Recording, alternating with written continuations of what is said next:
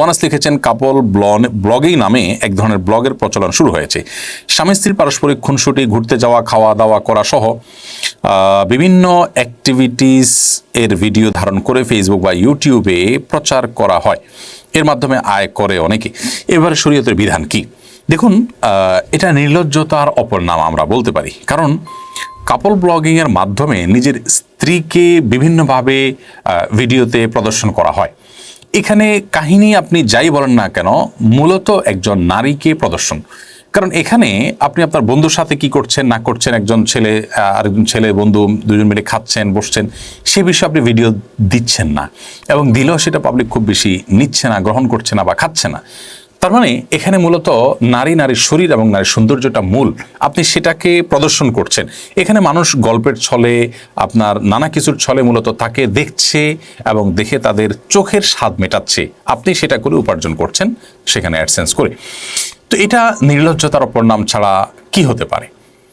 আমাদের রুচি নামতে নামতে এমন একটা পর্যায়ে চলে গেছে যে আমরা আসলে হিতাহিত জ্ঞান পর্যন্ত হারিয়ে ফেলেছি। আপনি আপনার স্ত্রীকে সাজিয়ে গুজিয়ে যখন কোনো ভিডিওতে প্রদর্শন করেন, এটা দেখে মানুষ কি চিন্তা করে? আপনি নিজে যখন অন্য কারোর সুন্দরী নারীকে দেখতে পান, বিশেষ করে যখন তাকে খোলামেলা পর্দাহীনভাবে দেখতে পান, তখন আপনার মনের মধ্যে কি চিন্তা আসে? আল্লাহর রহমতে এভাবে সৃষ্টি করেছেন, মানুষ আকর্ষণ হবে। মানে এইগুলোর প্রতি, দুনিয়ার এই সমস্ত আল্লাহর সৃষ্টির প্রতি লোভ হওয়াটা এটা অস্বাভাবিক না, এটা স্বাভাবিক। সেই বিষয়টাকে আপনি জেনে শুনে এই তথাকথিত কাপল ব্লগিংয়ের মাধ্যমে আপনি উপার্জন করছেন, এটিকে আমি নির্লজ্জতা বলবো। এটি আত্মসম্মান বোধ সম্পন্ন কোনো মানুষ করতে পারেন না। আপনি প্রথমত অ্যাডসেন্সের মাধ্যমে উপার্জন করলে সেখানে বৈধ অবৈধ মিউজিক ছাড়া বিভিন্ন রকমের অ্যাড আসার কারণে সেটা শুধু দৃষ্টিকোণ থেকে জায়েজ হয় না। শুধু যদি ভালো ভালো কিছু অ্যাড, যেগুলোতে হারাম কিছু নেই, সেরকম কোনো অ্যাড প্রচারিত হয় এবং তার বিনিময়ে আপনি গ্রহণ করেন, সেটি জায়েজ হতে পারে। কিন্তু যেহেতু নর্মাল অ্যাডসেন্স যেগুলো হয় সেগুলোতে সামান্য কিছু আইটেম সিলেক্ট করা গেলেও অনেকগুলো নিজের নিয়ন্ত্রণের বাইরে থাকে, সেখানে হারাম কিছু চলে আসে, জন্য এটা হালাল না। এক। দ্বিতীয়ত হলো, আপনি সেখানে নিজের স্ত্রীকে তাকে প্রদর্শন করে একরকম বলতে পারেন যে তার সৌন্দর্য বা তার চেহারা, তাকে আপনি কি বলা যেতে পারে, তার শরীরটাকে আপনি দেখিয়ে টাকা নিচ্ছেন, টাকা উপার্জন করছেন। তাহলে দুইটা হারাম দিকে এখানে থাকছে।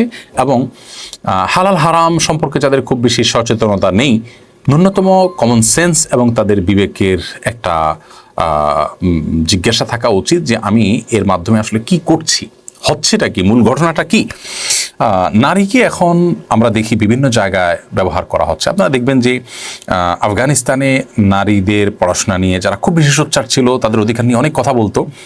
গাজায় বহু আপনার গর্ভবতী নারীদের আপনার গর্ভখালাস সঠিক প্রক্রিয়া করা যাচ্ছে না, অপারেশন করা যাচ্ছে না, অ্যানেস্থেসিয়ার অভাবে হসপিটালে বোমা হামলা করা হচ্ছে।